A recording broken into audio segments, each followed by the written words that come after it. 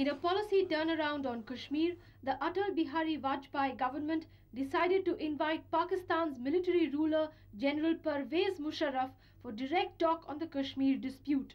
In a meeting of the Cabinet Committee on Security, it has also been decided to call off the 6-month unilateral ceasefire in Jammu and Kashmir.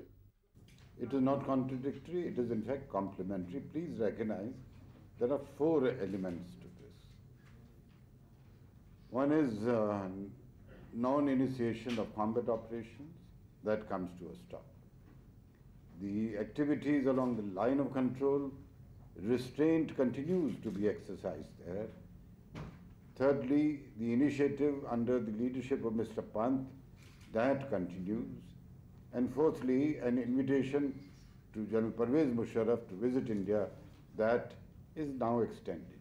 There has been a certain movement as far as the Indo-Pak equation is concerned, as far as the responses of the Islamabad regime, particularly General Musharraf, is concerned to global opinion.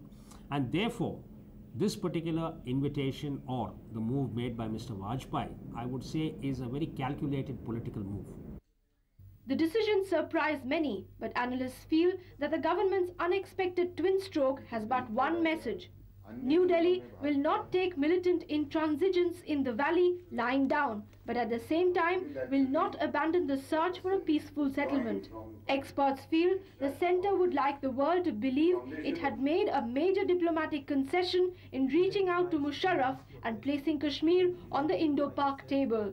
I would say that yes, the current offer by Prime Minister Vajpayee is definitely a very major diplomatic move by India.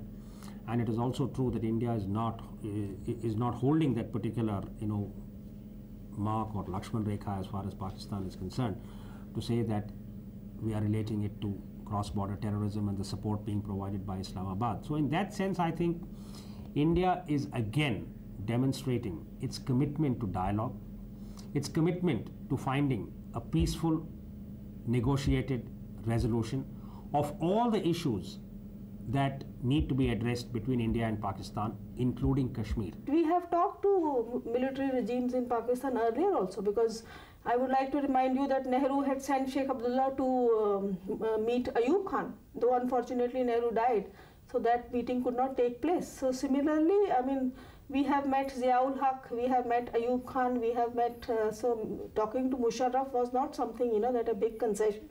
And it is a carryover, a continuation of 1997 composite dialogue, which was talked about and discussed between India and Pakistan in June 1997, where we talked about the holding of a composite dialogue, and Kashmir was a component of that. So I look at it from that angle. Experts feel by inviting Musharraf for talks, the government has killed 2 birds with 1 stone. It has given a new life to its peace initiative, and it has ensured that Pakistan will not go back on its commitment to maintain maximum restraint. The Vajpayee government seems to have decided to move beyond Kargil, as External Affairs Minister Jaswant Sing said that the Pakistan side has accepted the Lahore Agreement. Whatever may have been said in the intervening months, I personally believe that General Musharraf, when he comes here to India, would not be able to really divorce himself or say that Pakistan distances itself from the Lahore Accord, because all the elements of Lahore, particularly those that pertain to weapons of mass destruction, the nuclear issue and the missile issue, contribute towards stability in the relationship. The reaction which has come from Pakistan after this initiation taken by the Indian government for inviting Musharraf, we find that in the official statement, Pakistan is taking slightly, stringent posture. But the reaction of the Foreign Minister Abdul Sattar and the Foreign Secretary Namul Haq shows that in fact they have welcomed that. Even the opposition parties in Pakistan have welcomed this initiative, because Musharraf is on record as having said that the refusal of India not to talk to me, I find very humiliating. Many feel even if Pakistan responded positively, the danger of running battle between Farooq Abdullah and the Hurriyat Conference lurks. while making itself very clear that the government is only interested in a bilateral dialogue. The government has asked its interlocutor and Planning Commission Deputy Chairperson KC Pant to talk to all parties in Kashmir in finding a solution.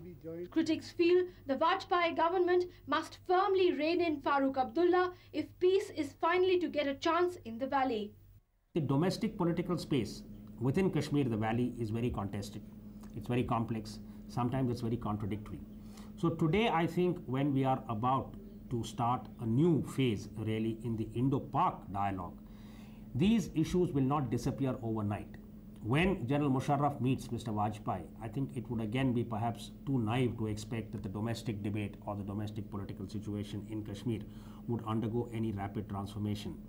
All these parties would really have to jostle for their own political space, and we know how the lines are drawn at this point in time.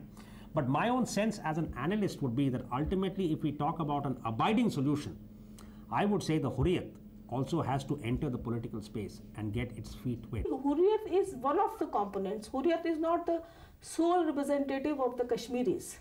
Earlier, our government had committed a blunder when when the government said that they will like to talk to the Hurriyat.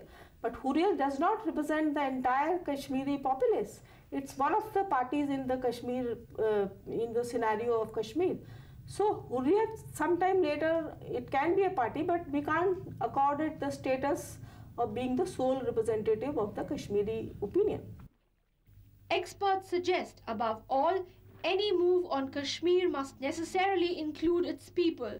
For far too long, Kashmir has been treated as a strategy of which border fencing, intelligence gathering and settling internal problems have played major roles. Analysts suggest this attitude has to change, to be replaced by the admission that Kashmir, above all, is about people.